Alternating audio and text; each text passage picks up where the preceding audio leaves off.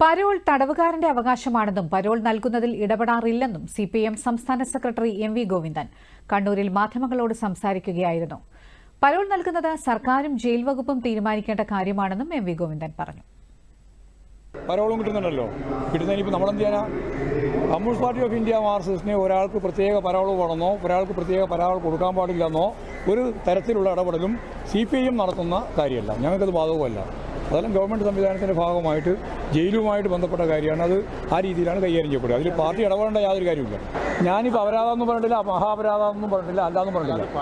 അല്ല, പാർട്ടിയുടെ നിലപാടാണ് ഞാൻ പറഞ്ഞല്ലോ. നമുക്കതിനകത്ത് ഇടപെടേണ്ട കാര്യമില്ല.